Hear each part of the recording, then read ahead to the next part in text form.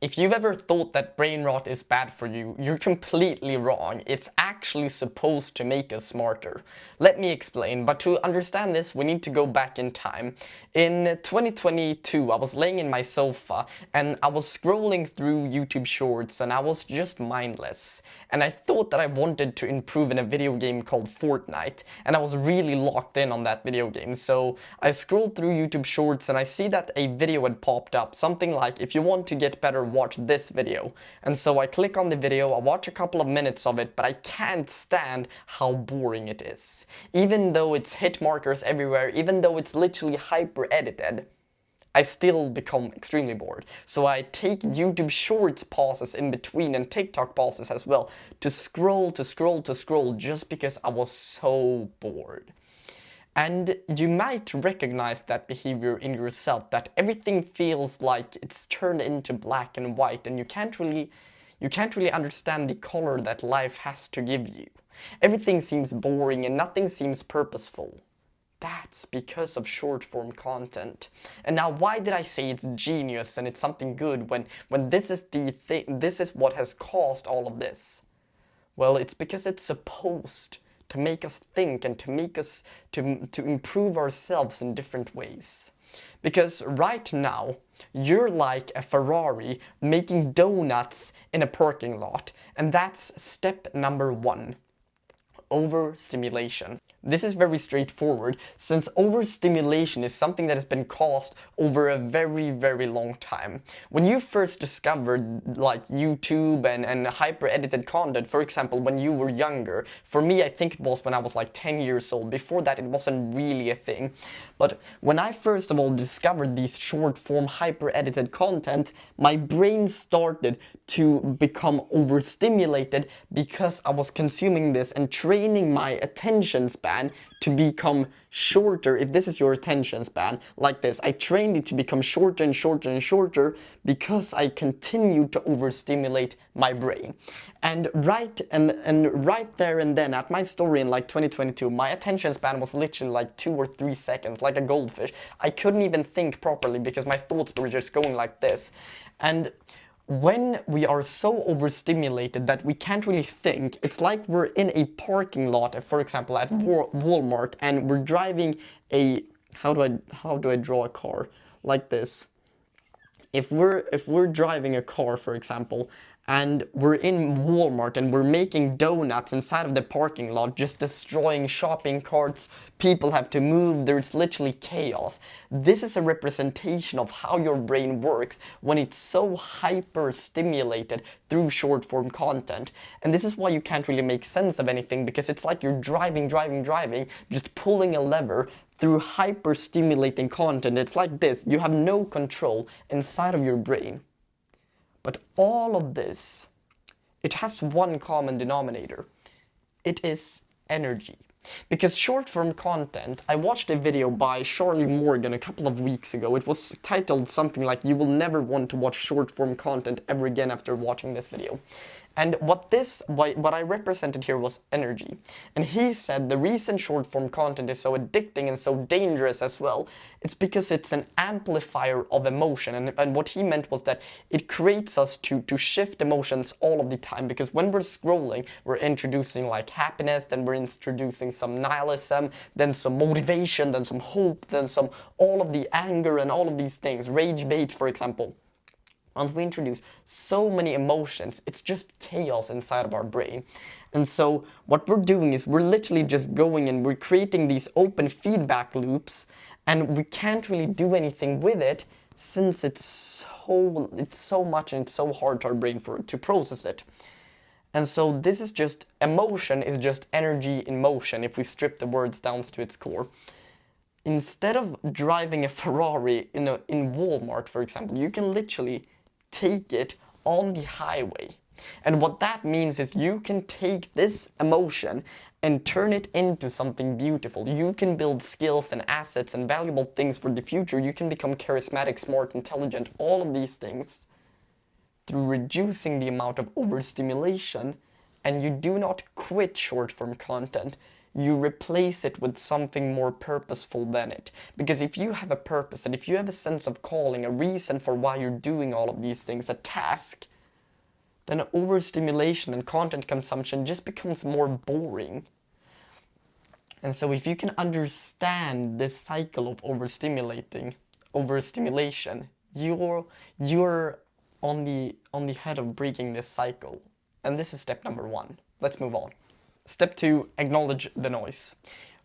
If we want to be able to make progress in something in life, we have to have the awareness that we're doing something.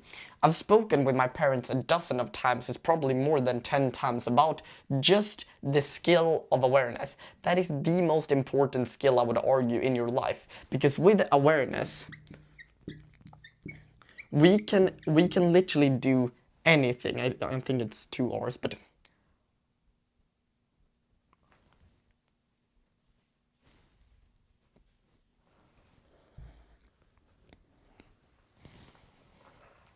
step number 2, acknowledge the noise. If we want to be able to make progress on this, it's all down to the acknowledgement of the root cause of the problem. And the reason that we need to acknowledge this is because without the awareness that this is a problem or that we can turn this into something better, we are never ever going to be able to make progress, since we don't have the awareness in the first place. So awareness is the cornerstone of all of your decisions. So if you're faced with 2 decisions and you aren't really aware of what's good and bad, you can't really extrapolate the things and really strip things down. If you're not aware and you're just mindless when you're supposed to make a decision, for example, you're gonna decide which career to get into, and here you're gonna be doctor and here you're going to be a plumber, for example. They looked so similar with the letters, but here you're going to be a plumber and here you're going to be a doctor. And you feel like being a plumber is literally your purpose. You want to do it, but just because your parents said to you that you need to become a doctor, you choose this career path even though you wanted this one, just because you weren't aware of the option in the first place. And this is where awareness comes into place when it comes to short form content as well.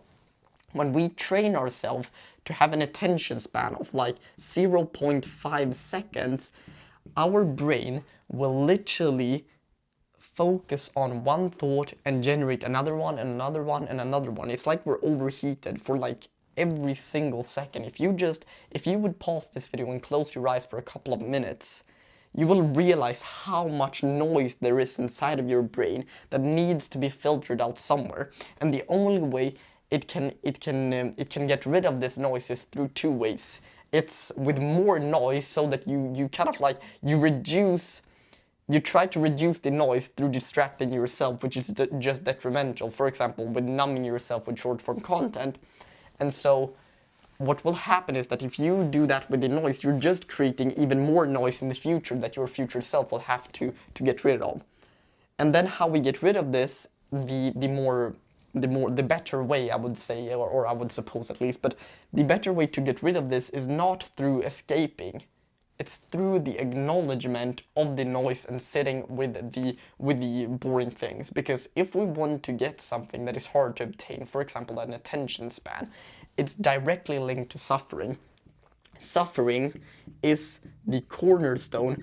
Suffering and awareness of the, first of all, it starts with awareness. It's kind of like a 3-step method. I want to explain this.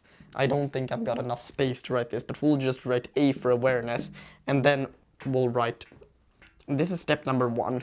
Step 1 in the acknowledgement cycle, it's the awareness. Step 2 is it's the suffering part. We have to realize that we're gonna need to suffer. And then what we do is step 3 is action. I'll just write an A for that. Awareness, suffering, and then action, and that leads back into suffering. These 2 loop into each other, since sometimes you take action first and then you suffer. But it all starts with the realization that it is bad or we don't want to do this anymore. So start by acknowledging your like addiction or whatever it is, and try to, instead of blaming yourself for all this, try to understand, why have I been a victim to short form content and all this? Because when I first scrolled, I didn't really think about this, but the more time passed, it was kind of like a passive thing that I did.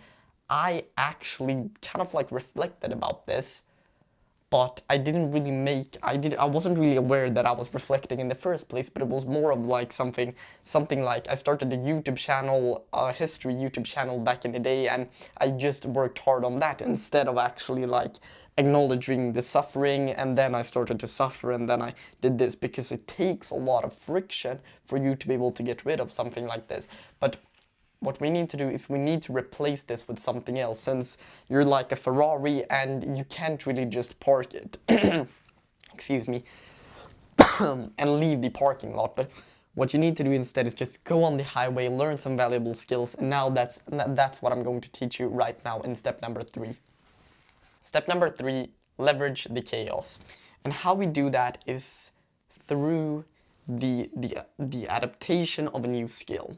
And if we want to find a new skill, there's one thing. If we want to find our purpose, the reason for why we're doing everything, if we want to find like our life's current, like the new chapter of our lives, instead of being overstimulated, it's one word that can solve everything. It's solitude. The reason solitude is so important is because we give our brain room to think. We give our brain space to understand what is going on in our lives. For example, with solitude, when I first started to spend time alone, it was really, really painful, since there was so much chaos that I needed to get rid of.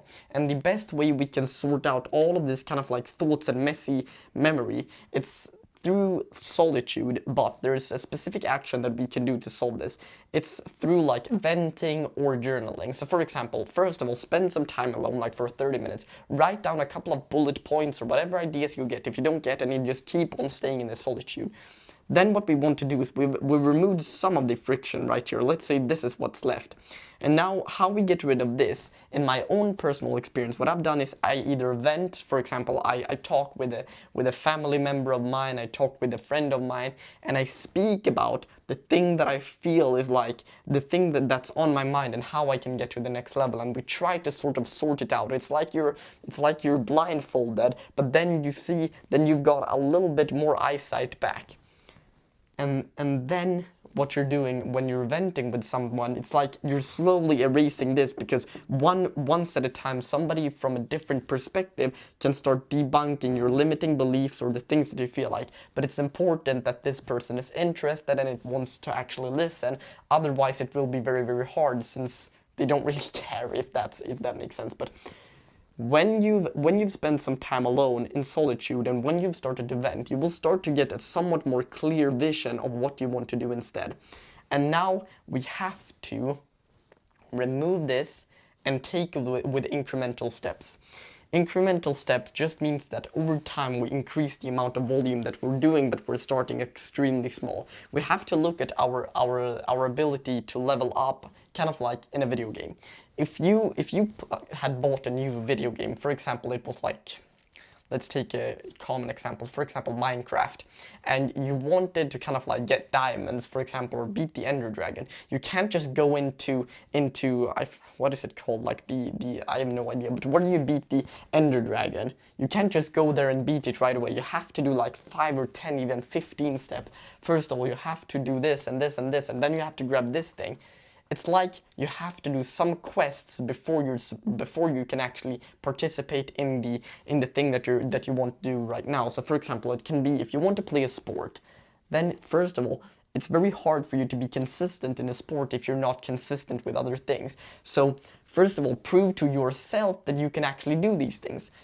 Do that through like making your bed, cleaning up your room. I know I probably repeat myself often with this type of life advice, but it's so important that this is what changed my life, and I'm gonna continue repeating it, since if you haven't mastered it, there's no point in even trying anything else. So start by proving to yourself that you can actually clean up some of the external things, and then you can also clean up the internal things.